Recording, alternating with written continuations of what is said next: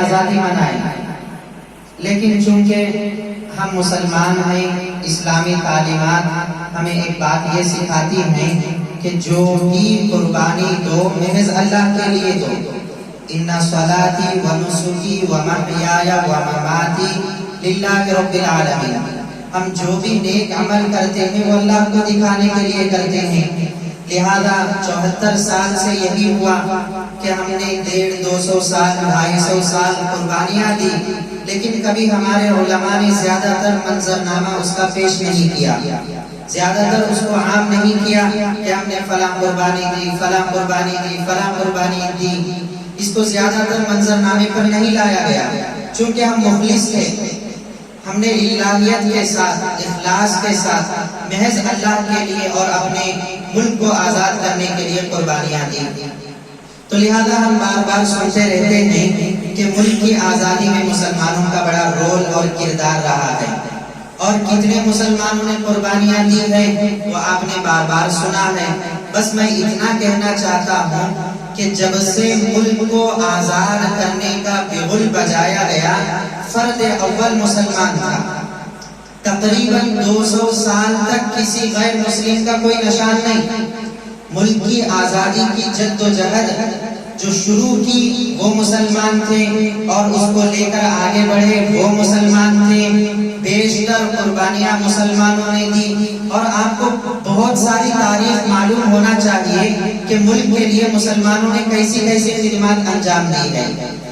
بڑی افسوس کی بات ہے کہ جب بھی ہمارے مسلمان نوجوان طلباء سے، کالجوں میں پڑھنے والے، اسکولوں میں پڑھنے والے اسٹوڈنٹ سے سوال کیا جاتا ہے کہ ملک کو کس نے آزاد کرایا، ملک کی آزادی کی قربانیاں کس نے دی، تو ہماری بچوں کی اور بلکہ بڑوں کی زبانوں پر بھی سب سے پہلے یہ نام آتا ہے مہاتما گاندھی جی نے قربانی دی، جواہر لال نہرو جی نے قربانی دی، سبھاش چندر بوس نے قربانی دی، فلاں فلاں نے قربانیاں دی۔ لیکن مجھے ان کی قربانیوں کا کوئی انکار نہیں ہے، انہوں نے بہرحال قربانی دی، اپنا وقت لگایا جیسے بھی لگانا تھا ان کو، لیکن کیا محض انہی لوگوں کی جد و جہد کی بنیاد پر ملک آزاد ہوا؟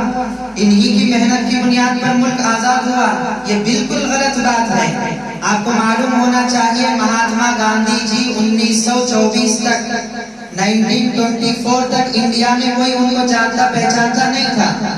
وہ 1924 تک ساؤتھ افریقہ کے ایک سرکاری ادارے میں، اور سرکاری ادارہ ساؤتھ افریقہ کا سرکاری ادارہ نہیں تھا، بلکہ وہ برٹش گورنمنٹ کا سرکاری ادارہ تھا۔ وہاں پر وہ لا سیکھ رہے تھے، قانون کے طالب علم تھے 1924 تک، اور جب یہاں پر ہمارے علماء نے 200 سال تک تقریباً محنت کی، قربانی کی، تو انہوں نے محسوس کیا کہ اس ملک کو آزاد محض ہم اکیلے نہیں کر سکتے، یہاں برادران وطن کو بھی اپنے شانہ بشانہ کھڑا کرنا چاہیے، اپنے ساتھ ان کو بھی لے کر چلنا چاہیے، تاکہ ملک فوراً آزاد ہو، ملک کی آزادی میں سہولت اور آسانی پیدا ہو۔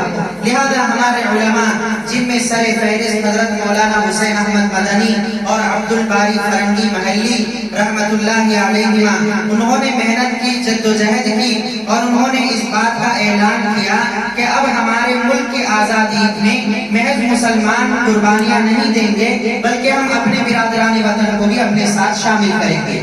لہذا برادران وطن کو کون دعوت دے گا؟ ان کو کون اپنے قریب بلائے گا؟ کیا ہم بلائیں گے تو وہ آ جائیں گے؟ آنے کے لیے تیار نہیں ہوں گے۔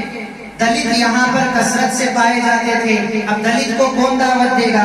آدیواسیوں کو کون دعوت دے گا؟ اب یہاں پر بات یہ تھی کہ دلت اور آدیواسی، حضرت مولانا عبد الباری فرنگی محلی رحمت اللہ علیہ نے کہا کہ دلت اور آدیواسی زیادہ معتقد تھے مہاتما گاندھی جی کے۔ اب مہاتما گاندھی جی کو یہاں پر بلانا ہے، کیسے بلائے؟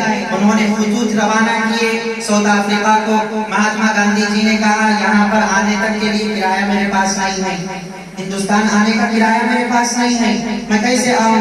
لہذا مسلمانوں نے چندہ کیا، جھولیوں کو پھیلایا، اور چندہ جمع کر کے مہاتما گاندھی جی کو ہندوستان بلایا۔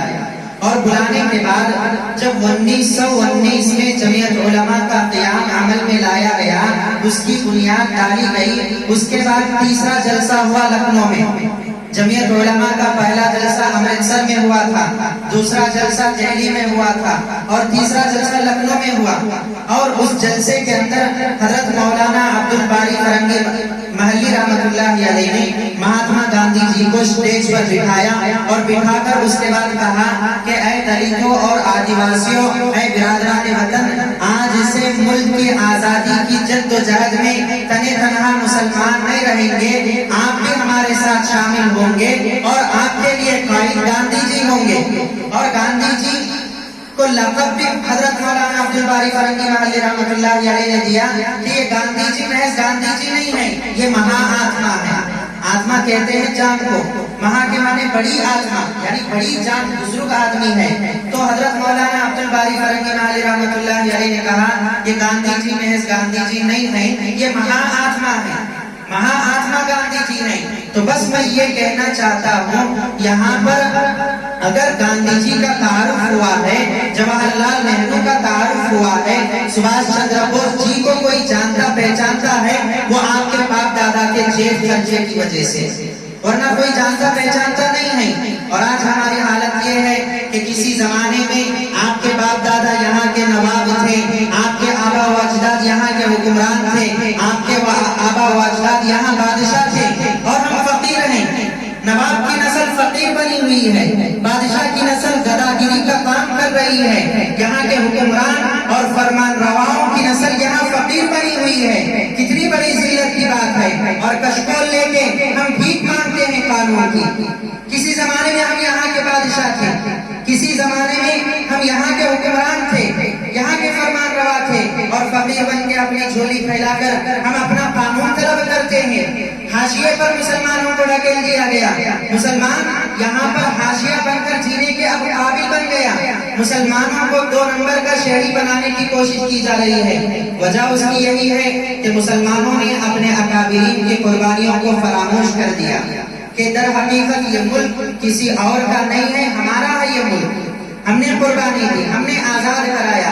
میں نے صرف ایک بات کہی، ورنہ تو اس طرح کی بیشتر ہزاروں اور 50 واقعات آپ کو ملیں گے کہ علماء نے کیسی کیسی قربانی دی، عام مسلمانوں نے کیسی کیسی قربانی دی.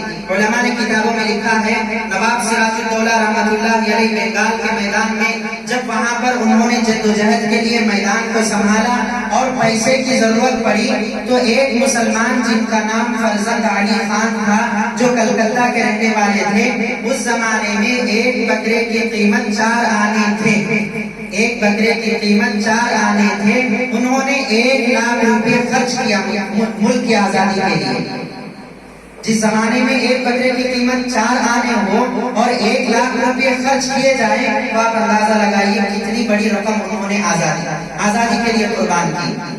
اس طرح کے بیشتر واقعات ہیں. تو بس اتنی دعوت آپ حضرات کو دینا ہے کہ ہمیں اپنے اکابرین کی قربانیوں کو نہ صرف یاد کرنا ہے، دہراتے رہنا، اس سے کچھ ہونے والا نہیں ہے.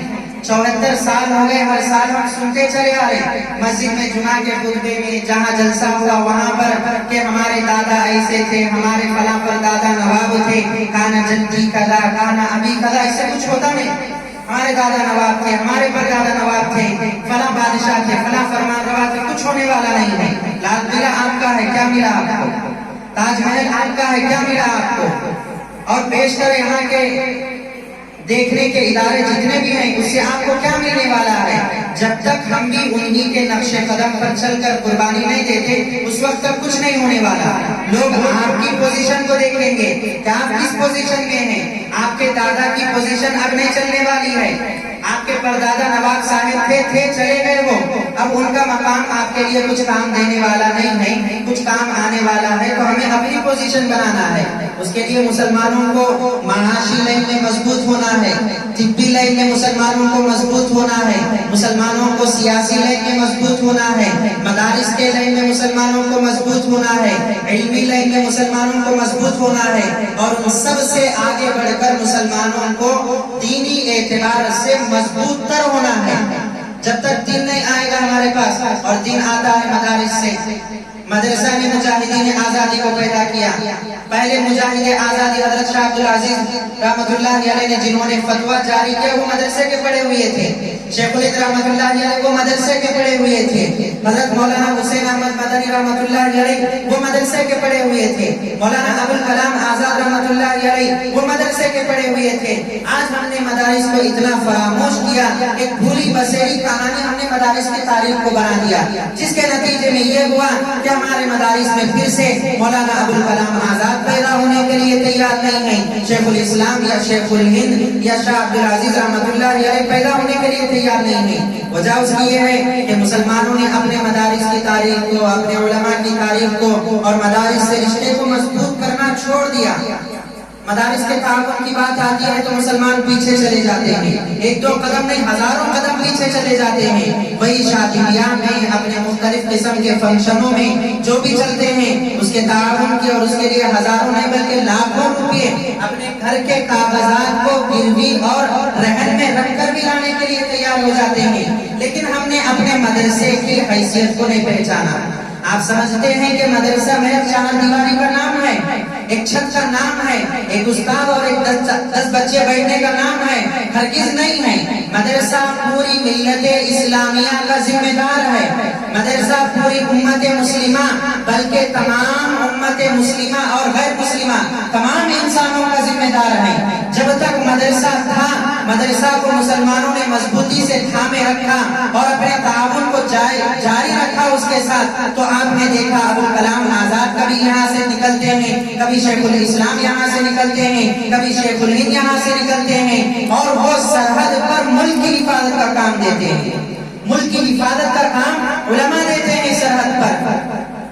تو میرے بھائی ایک طویل تاریخ ہے، آپ حضرات کو خود علماء سے اور مدارس سے اور ائمہ سے خطباء سے اپنے تعلق کو مضبوط کریں گے، تب ہمیں پتہ چلے گا کہ ملک کی قربانی کے لیے مسلمانوں نے کیا کیا اپنے خدمات کو پیش کیا اور کیسے قربانیاں دی۔ بس میں مدرسے خادہ کے ناظم اور محتمم بشیر صاحب کا شکر گزار ہوں اور سرپرست صاحب کا بھی شکر گزار ہوں اور حاضرین محفل کا بھی شکر گزار ہوں، اور ختم کرتے ہوئے بس ایک درخواست کر کے جاؤں گا، جو میں نے کہا مسلمان مضبوط ہونا ہے معاشی لحاظ سے، یہ مدرسہ اس کی ذمہ داری لے گا، آپ اس کے لیے طے کیجیے اپنے آپ کو، آگے بڑھائیے اپنے آپ کو۔ ہر محلے کا مدرسہ ذمہ دار ہے، ہر محلے کی معاشی حیثیت کا مدرسہ ذمہ دار ہے۔ آپ حضرات اپنے آپ کو آگے بڑھائیں گے، مالی لحاظ سے مضبوط کریں گے، آپ دیکھیے پھر محلے کو مدرسہ کیسے آگے بڑھائے گا۔ بس اللہ تعالیٰ سے دعا ہے اللہ تعالیٰ ہم تمام مسلمانوں کو مدارس کی اور علماء کی قدردانی کرنے کی اور اس کو ذمہ دار سمجھ کر گزارنے کی توفیق عطا فرمائے۔ وآخر دعوانا الحمدللہ رب العالمین۔